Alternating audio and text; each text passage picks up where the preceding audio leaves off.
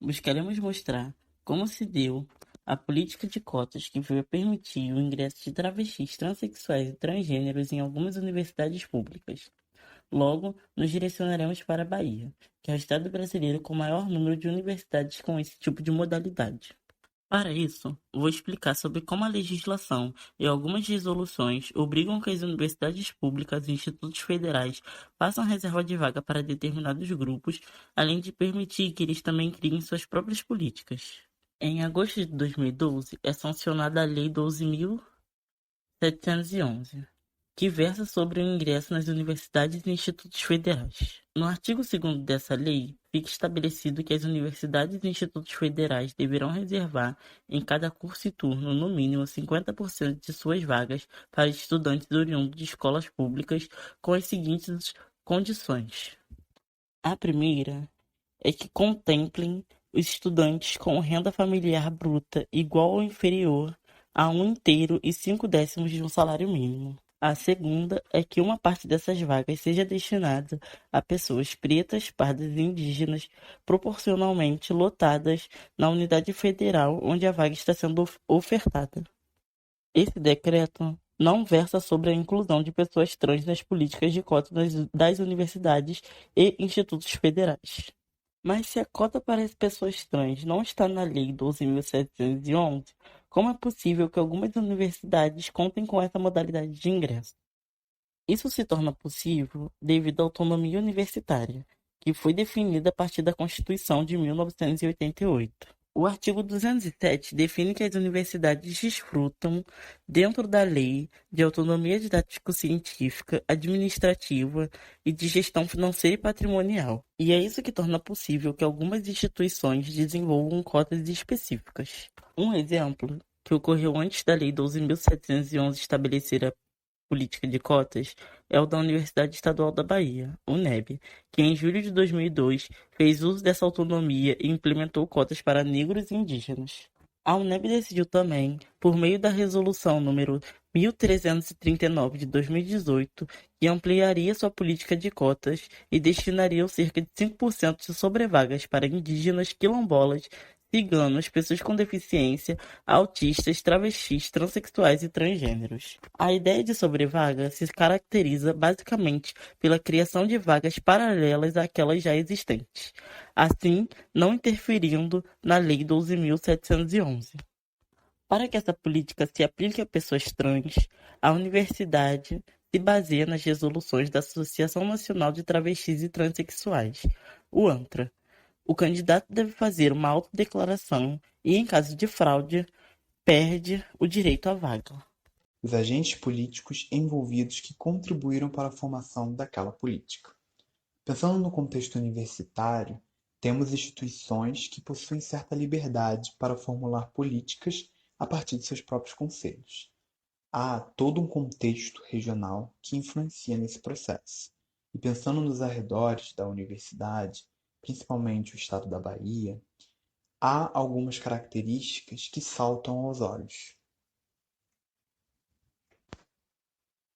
Tratando primeiro da UNEB, temos o papel histórico que a universidade desempenhou, sendo pioneira no Nordeste na adesão de cotas raciais em seu processo seletivo no início do século XXI, e agora com as cotas para transexuais.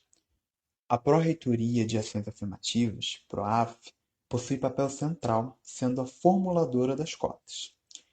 A forma como a universidade expõe em seu site e em suas redes sociais mostra o empenho da instituição em relação às ações afirmativas.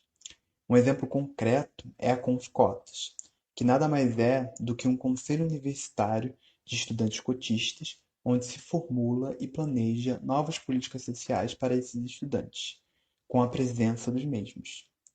Cria-se, então, um clima favorável dentro do ambiente universitário para a elaboração de ações afirmativas. Vale ressaltar, ainda falando da PROAF, o papel da pró-reitora Amélia Tereza Santa Rosa Moro, que já foi superintendente de desenvolvimento da educação básica da Secretaria de Educação do Estado da Bahia e vice-presidente do Conselho Estadual de Direitos LGBT. Analisando seu histórico de vida política e pública, percebe-se uma vida ativa na militância LGBT, sendo articuladora nacional da Liga Brasileira de Lésbicas e, em seu tempo na secretaria, teve influência em projetos de leis visando a garantia do nome social. Outro fato que corrobora com o papel fundamental da pró-reitora são as notícias sobre as cotas para trans, onde seu nome é comumente citado.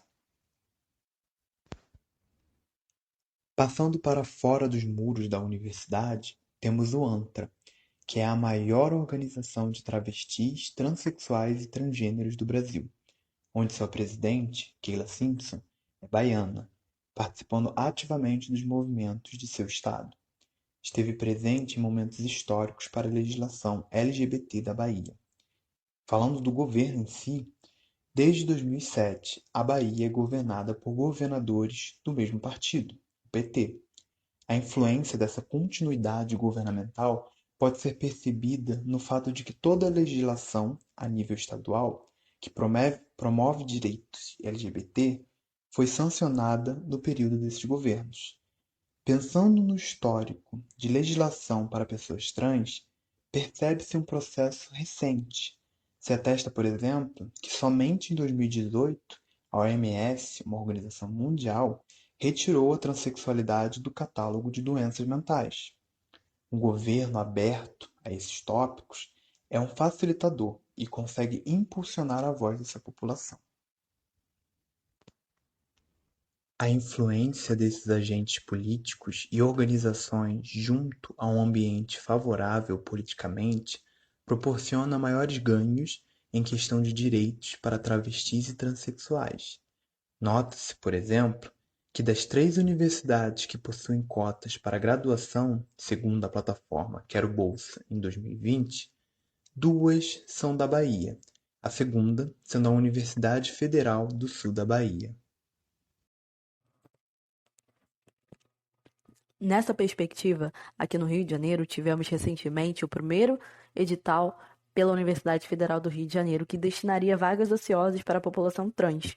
Porém, a mesma teve seu processo seletivo suspenso e anulado pelo Judiciário. A professora Luma Nogueira de Andrade, primeira travesti doutora a lecionar numa Universidade Federal do Brasil e responsável por impulsionar o edital para destinar vagas ociosas a transgêneros na Unilab, diz que a intervenção do MEC contra o processo seletivo atende a uma agenda conservadora e a jogar fora recursos públicos, assim como vemos que um dos maiores problemas são os impedimentos de uma estruturação coesa para a formulação a essa cota, podendo ser fragilizada, como na Universidade Federal do Sul da Bahia, que cancelou a matrícula de uma estudante de medicina por suspeita de fraude, aonde entenderíamos que, apesar de sabermos da existência de estudantes queers, é preciso ter uma urgência maior para uma população que não está chegando aos níveis básicos de ensino, e que, para combatermos o analfabetismo, precisamos que esses corpos cheguem até as escolas.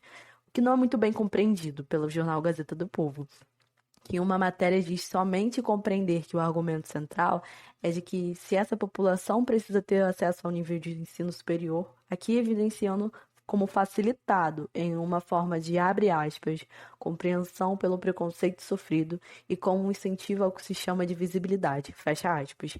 Entendemos que existe um caminho muito grande a ser percorrido para que os direitos básicos desta população sejam garantidos e que aqui não nos deparamos com resquícios de facilidade, muito menos um lugar de destaque a uma visibilidade, pois é nessa população que precisam invadir de escolas, que às vezes estão à mercê de uma violência policial e execução extrajudicial. É na população trans que vamos encontrar altíssimos níveis de analfabetismo, exclusão do trabalho formal e 90% da sua população feminina realizando trabalho sexual como única fonte de renda possível.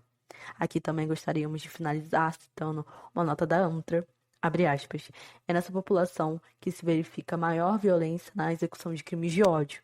São as travestis o maior motivo de chacota na literatura, no discurso social e nas histórias brasileiras. Antes de se tratar de dizer quem são e não são as pessoas trans dignas de cotas, queremos nos colocar contra esforços de indivíduos que abusam dos esforços institucionais de avançar direitos sociais de uma população, utilizando do oportunismo, e afirmar que direitos sociais, ações afirmativas devem ser reservados àqueles cujas identidades sociais e políticas têm sido historicamente afetados, devido a concepções culturais engendradas socialmente e produzem resultados em corpos específicos e determinados.